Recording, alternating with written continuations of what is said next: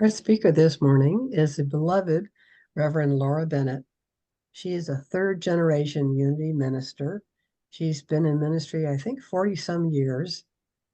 And she has her own online ministry called, Laura, help me out here, Heartmind. Unity of the Heartmind. Unity of the Heartmind, right.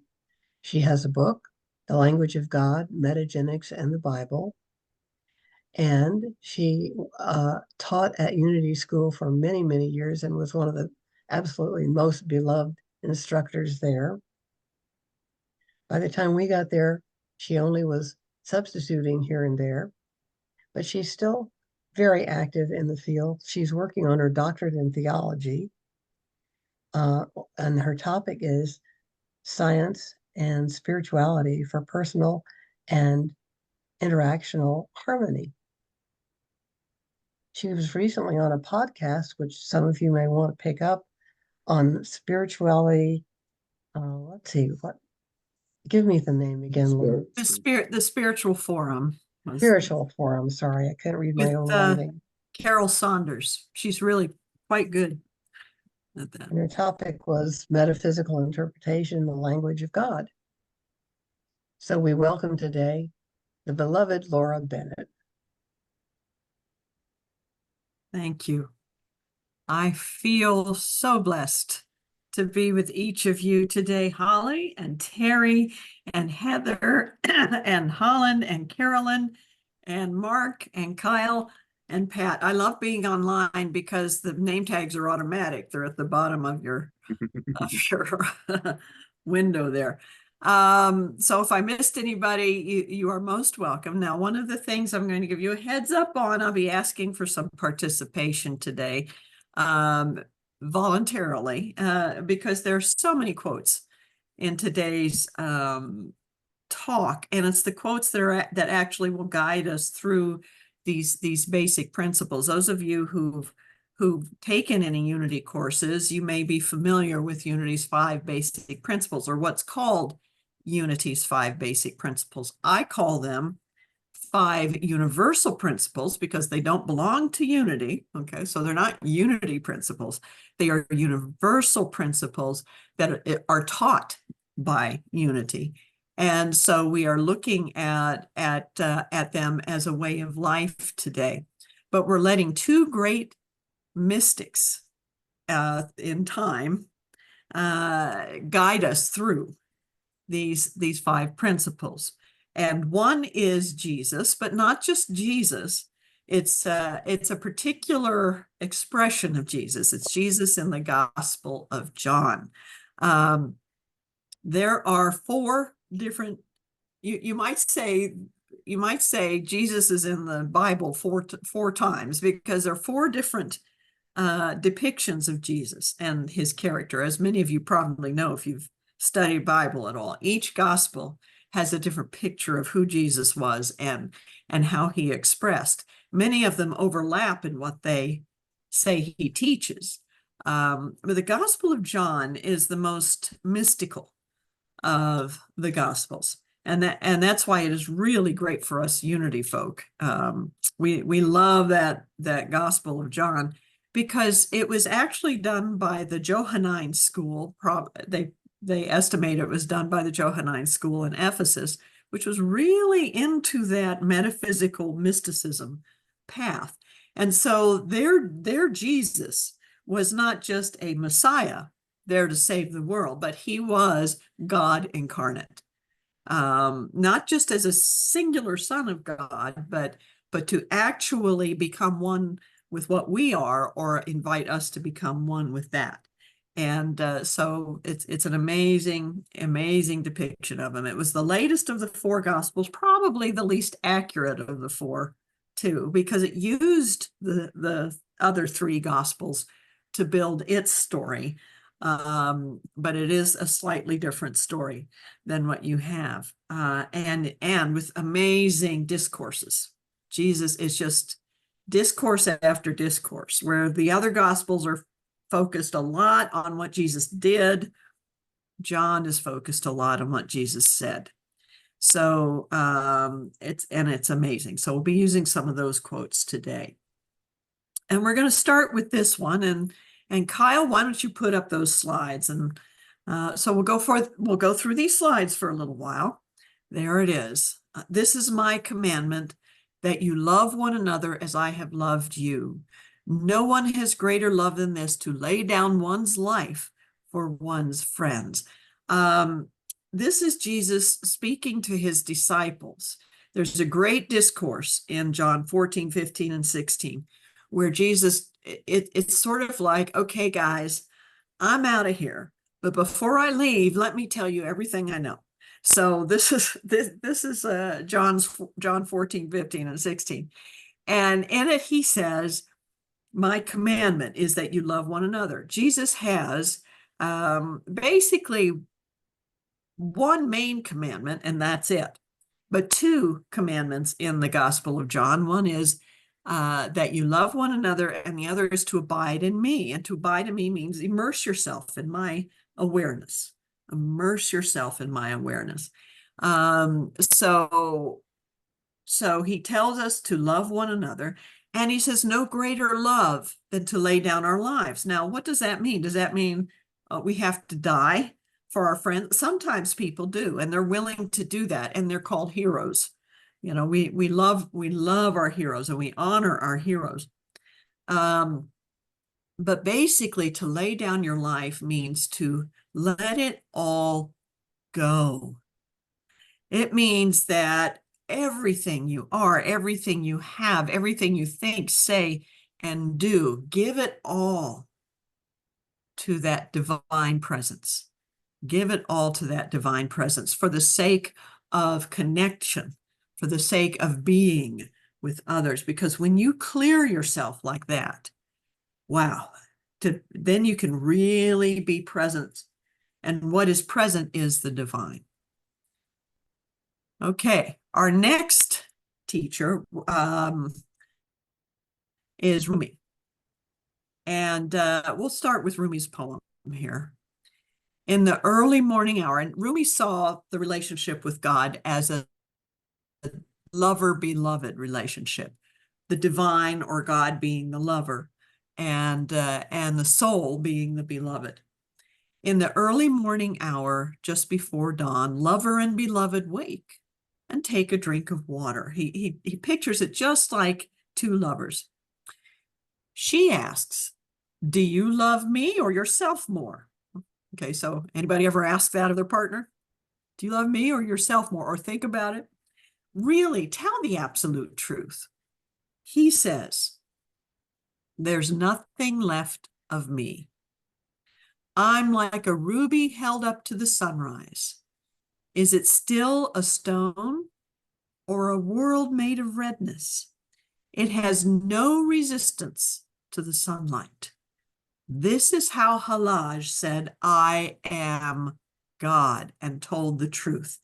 And in Rumi's Islamic tradition, Halaj was seen as a great prophet who wandered around the world saying, I am God, you are God, all is God. He had that full awareness.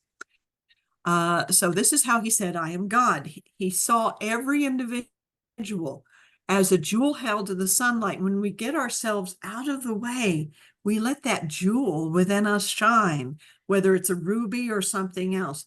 The reason ruby, I think, was chosen is because rubies were very prevalent in the trade and in the economic system of the Middle East. The largest, believe it or not, the largest known area in human history for mining rubies was what we know today as Afghanistan, in the mountains there.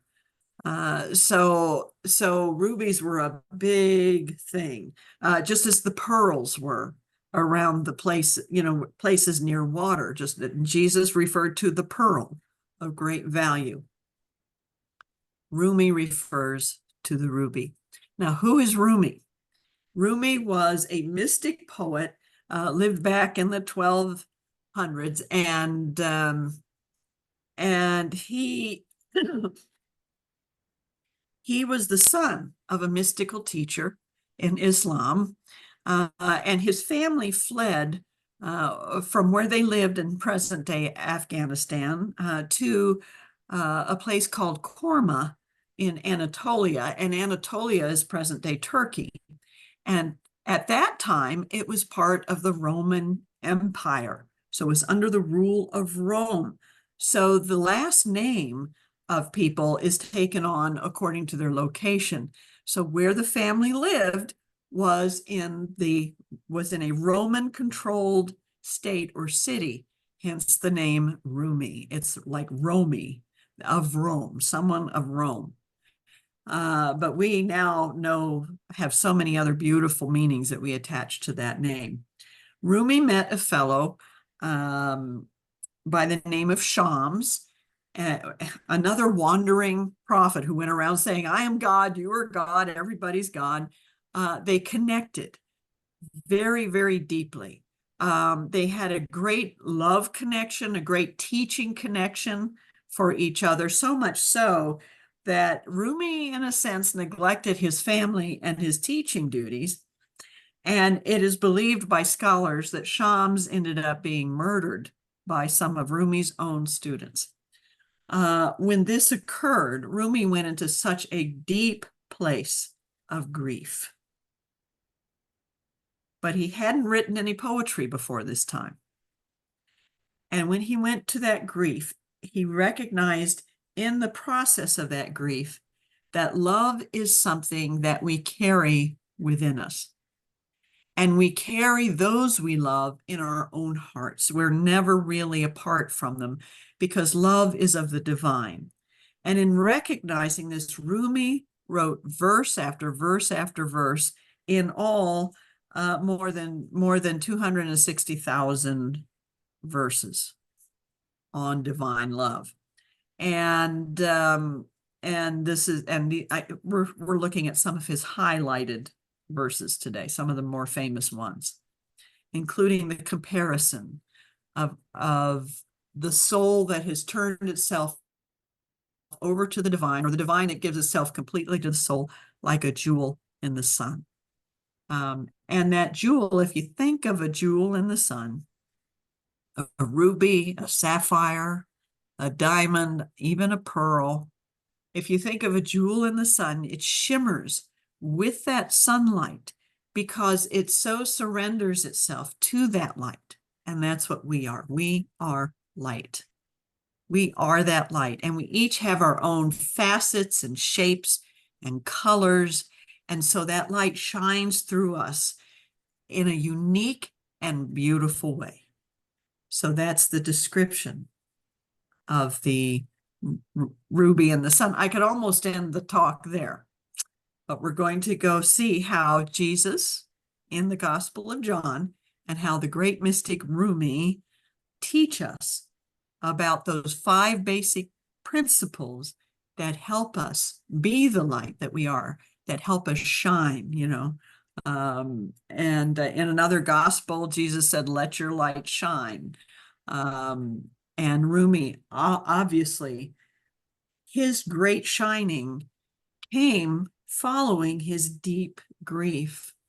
It had been mentioned in our conversation earlier that it's those tough times that sometimes polish us up to shine even more brilliantly and beautifully in life. Okay, we'll look at the next slide. There we are with our first principle. Now I'm going to ask for volunteers to read these quotes. And as we get to the quote, if you want to volunteer, just jump right in there and start. If you unmute yourself and start speaking, you'll probably be the one who shows up on the speaker image there. Okay. Oh, there we go. There's our beautiful gallery of wonderful faces and names. Okay. So just jump on in if you would like to read, if you'd like to be Jesus for a moment or be Rumi for a moment. Okay. So our next slide. And who would like to? Oh, this is Actually, this is before Jesus actually spoke in the Gospel of John, but who would like to read this? I'll read it. Okay. In the beginning was the Word, and the Word was with God, and the Word was God. And this is how the Gospel of John opens, very uniquely, acknowledging the one presence and one power that we believe in unity as the source of all things. The word with a capital W in the Greek is logos, and I'm sure some of you know that. And the logos was seen as incarnating itself as Jesus. But all things are an incarnation of the logos. The Gospel of John points this out, and so does this mystical thought of the Johannine school. All things, including us, are expressions of the light, of the logos, of the creative power of the one presence and the one power. Okay, next slide. Let's see what Rumi says about this. Who would like to read this from Rumi? I'll read it. Okay. I am all orders of being, the circling galaxy, the evolutionary intelligence, the lift and the falling away. Yeah, so I'm all orders of being. When you're up and high and ecstatic, that's me. When you're low and feeling down, I'm still there. I'm right in the midst.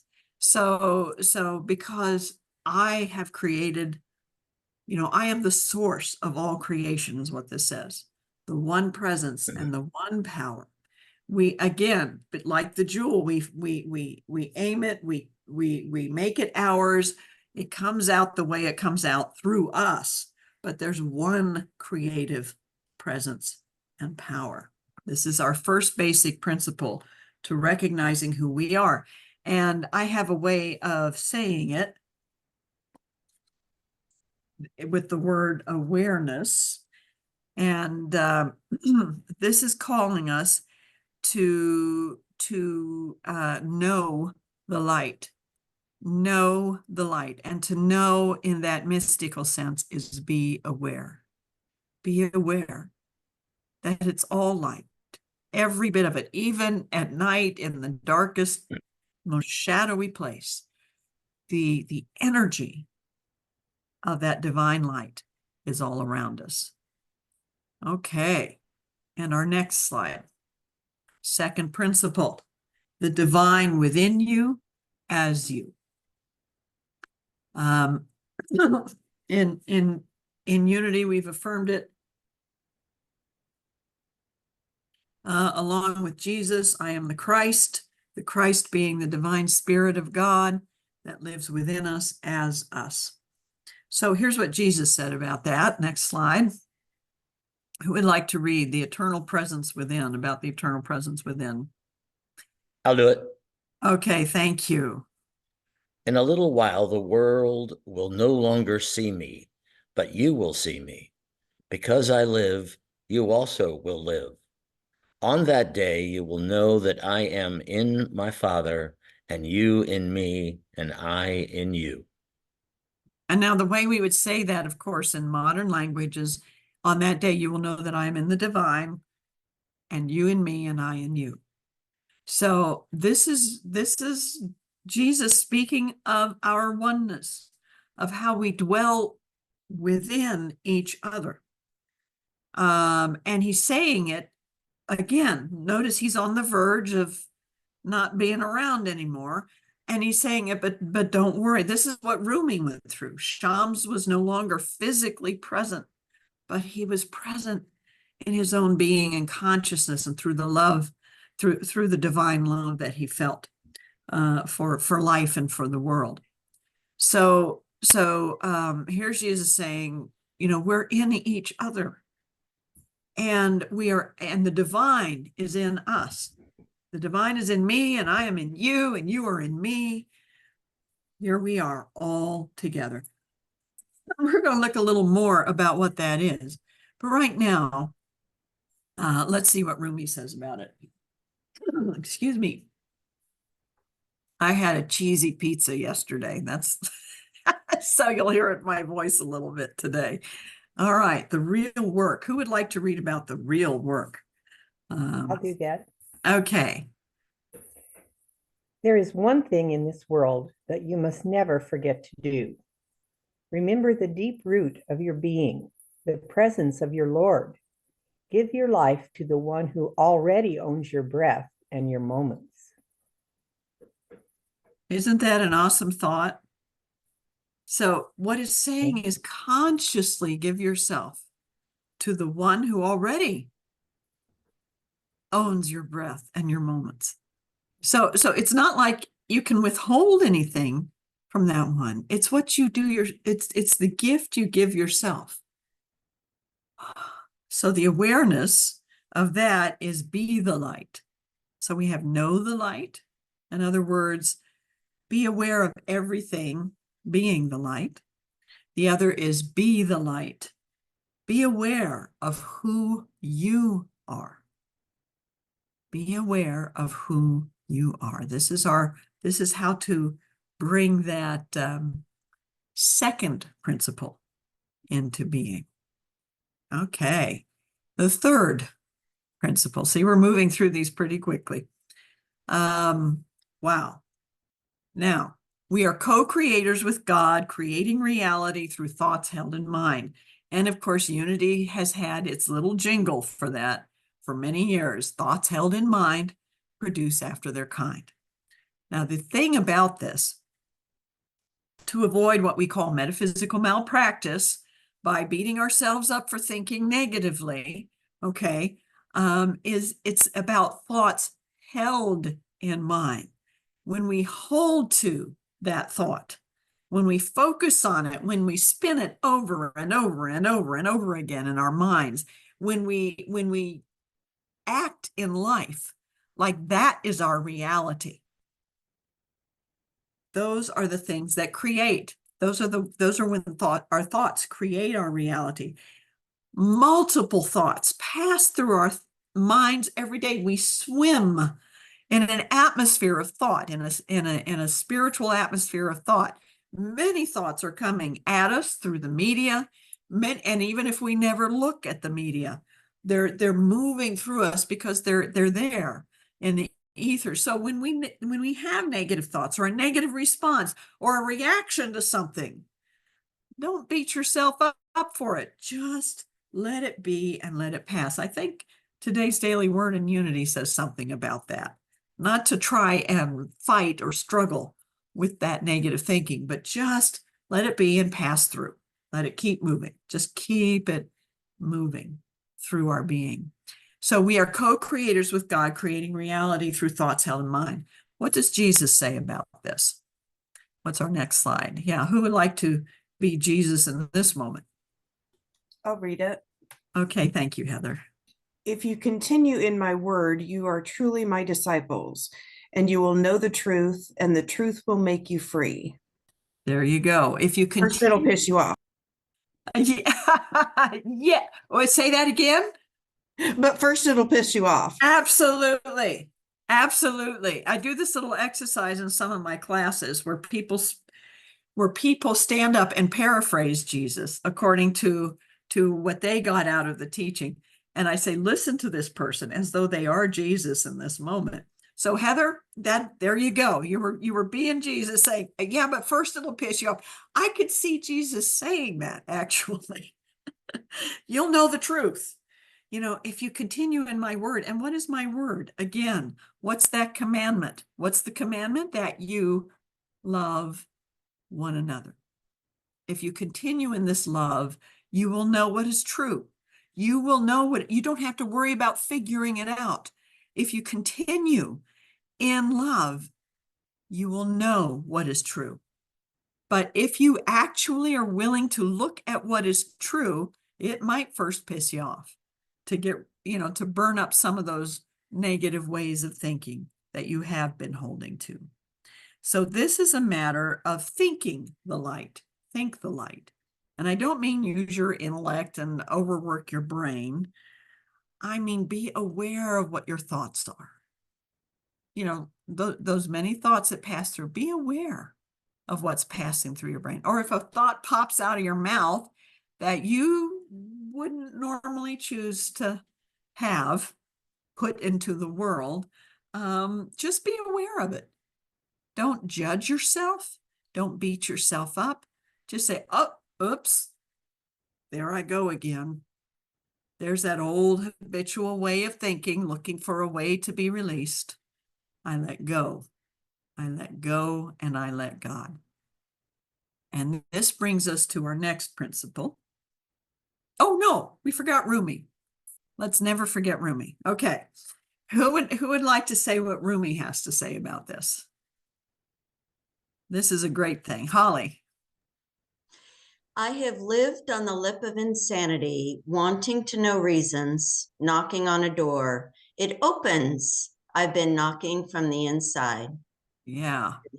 So stop looking outside yourself, out there, out there, to fix your life. When things are happening in the world, when there is a shift happening in the world, and they do happen, and some are very positive in nature. When that's happening, it is because enough people have been focused on a way of thinking that manifests in that form, whether it's positive or negative. Okay, so we knock from the inside. And that's also part of being aware. Be aware of what is in your mind and what you want to hold on to and what you want to release. Okay. And that brings us to our next principle, prayer and meditation, the fourth principle. The fourth principle of prayer and meditation is, I've got to see what I jotted down about it, to immerse yourself in the light. Immerse yourself in the light. Dissolve into the light. When I had a difficult, in my first church, I had a difficulty with the president of the board. She was the first, this is back in the 80s, she was the first female foreman at one of the General Motors plants. My ministry was in Flint, Michigan. Anyway, she took me out to dinner once. I thought, how delightful. She's going to try to get to know me a little better and I can know her. And she sat me down. She said, Laura, she said, I don't think you belong here, and I'm going to do everything I can to get rid of you. And she said, but I just want you to know. Now, of course, I was shaken up. I reacted inside. I didn't react outside. But I came to the realization that, my gosh, what a courageous thing to do. She's actually taking me out to dinner and telling me what her intention is. How many people do that? Or do they just go about, doing it? And so I told my dad about this because he was one of my mentors at the time. And I said, I've had this trouble. And I said, it seems no matter what I try in working with her, no matter what I do, she just doesn't seem to shift. And my dad said, well, have you tried holding her in the light? And I was like, duh, no, I hadn't. So every time she came to my mind and I got fearful or nervous or judgmental, I shifted my own thinking and started holding her in the light. I took her to this space where we were both immersed in light, and I just held to that vision. And I think something must have shifted in my way of being with her because our relationship started to change. She ended up being one of my greatest advocates as our relationship emerged. And I don't know what I said or did or figured out. All I did was I just saw her as a great being of light every time I interacted with her. And it shifted our whole relationship. So this is what prayer and meditation can do. You put something in the light and then you let it dissolve into the light. So this is called immersing in the light, dissolving in the light, whatever it is that is of concern in you or as you, or just take time as a spiritual practice and a gift to yourself to immerse yourself in the light, like go into a pool, let yourself just walk into a pool of light until you are surrounded and immersed in light, till light is permeating your very being. Oh, I'm sort of getting into the meditation here. But just let that be. And that is an awareness of nothing but light. With one presence and one power, it's a presence, so we're aware of everything as light. And this is an awareness of nothing but light, to go into that silence and that space. Okay, so let's see what Jesus and Rumi have to say about this. Where does that space leave us? Who would like to say this? Peace I leave with you. My peace I give to you. I do not give as the world gives. Do not let your hearts be troubled, and do not let them be afraid. I do not give as the world gives. This is a peace that doesn't rely on worldly conditions and circumstances. It is always there when we go to that space. And Rumi tells us about what that space is in one of his most famous quotes. Let's go to that. And whoever else started speaking there, would you read this from Rumi? Oh, I love this one. Out beyond ideas of wrongdoing and right doing, there is a field. I'll meet you there. When the soul lies down in that grass, the world is too full to talk about. Ideas, language, even the phrase, each other, doesn't make sense. Isn't that amazing? Isn't it amazing what poetry can do? How it can communicate? I mean, doesn't that take you to that space beyond wrongdoing and right doing? And to bring anyone, anything into that place. I'll meet you there. It is beyond wrongdoing and right doing. Even the phrase each other doesn't make sense when we're lying in that grass, when we are immersed in that peace. This is where we can go in our meditations every time. Okay. And finally, the final principle. Active expression.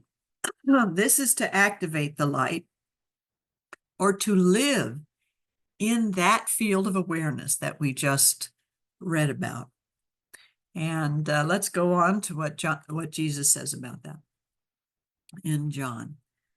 Who would like to read that? You know what? I'll read this, and there's a reason I'll read this. Oh gosh, do I have it anywhere in reach? I don't see it. Oh, wait a minute. There it is.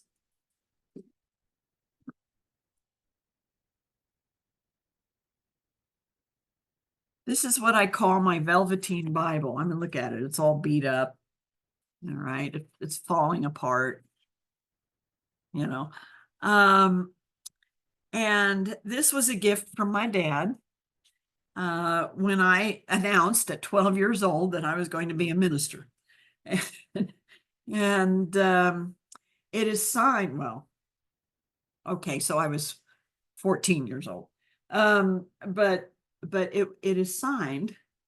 It is a translation of the Bible by a first edition by Dr. George Lamza, and it was signed by Lamza. Let me hold it up to the camera there. It has Lamza's signature there. And then it has this special statement from my dad. And he says, Christ's spirit manifest to bless my life and the life of the multitudes. I love you, daughter, from your father. And then he puts at the bottom, John 15:16. This is John 15:16. And it says, you did not choose me. Now think of this as as the highest being within you, speaking to you. speaking to your heart and your soul. You did not choose me, but I chose you. And I appointed you to go and bear fruit, fruit that will last, so that the Father will give you whatever you ask him in my name. I am giving you these commands so that you may love one another. Okay. So Jesus in the Gospel of John is that Christ within our being, speaking to us in this way. All right, so this is calling us to be. Let's see how Rumi calls us to be very quickly from the prophets. And I'll go ahead and read this. So don't be timid. Load the ship and set out. No one knows for certain whether the vessel will sink or reach the harbor. Just don't be one of those merchants who won't risk the ocean.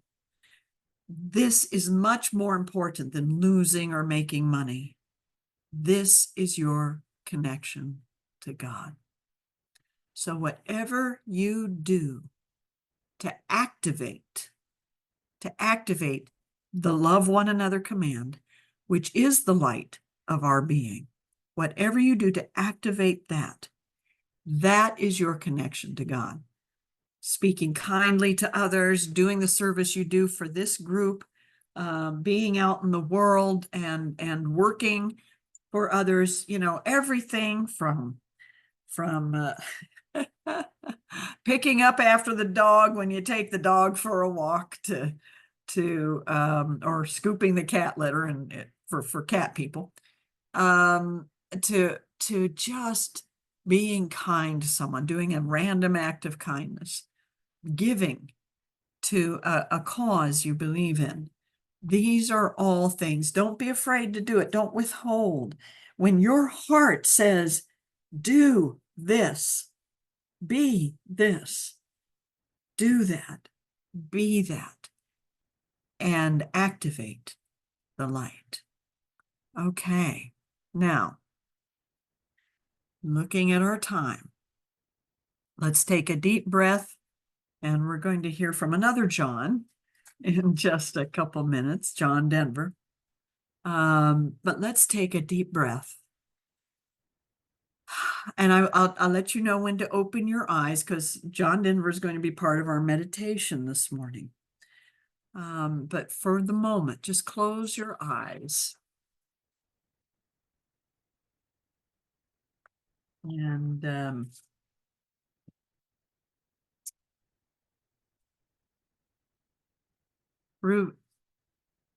Rumi said, I'm like a ruby held up to the sunrise. Is it a stone or a world? It has no resistance to sunlight. And so hold yourself up to the sunlight, to the rising sun in your heart, the light of your being that we call love. And let it shine through you and as you.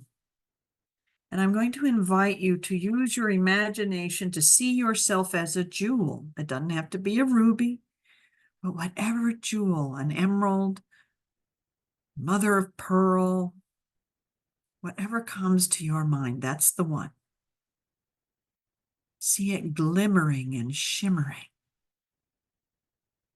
See all of its colors and facets, letting the light shine through. See it dancing in the light, or the light dancing within it, and shining out in the world.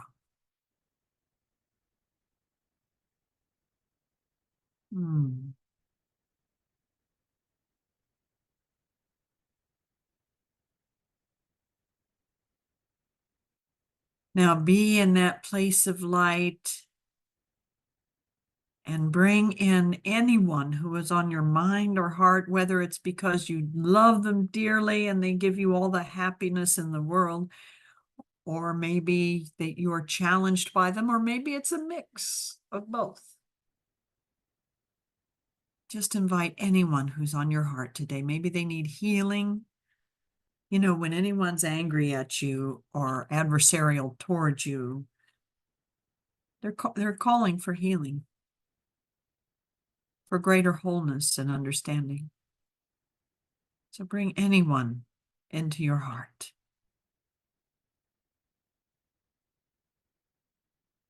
Meet them there in that field of light and love.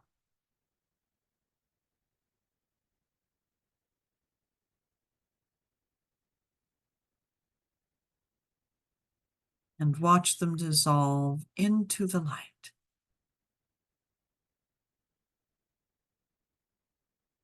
And now let yourself do the same.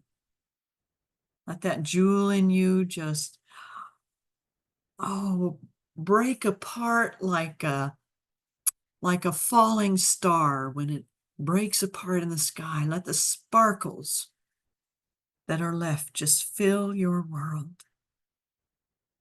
For there is nothing of you left but pure light.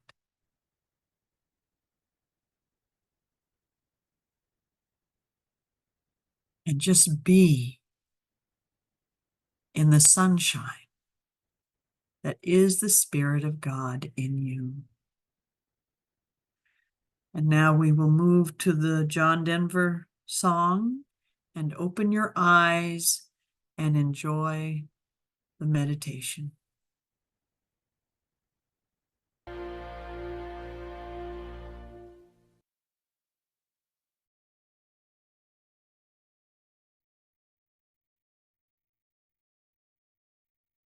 Thank you. Thank you. Thank you, Rev Laura Bennett.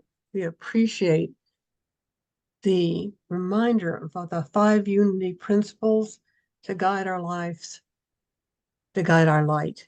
Thank you so much for being with us again today.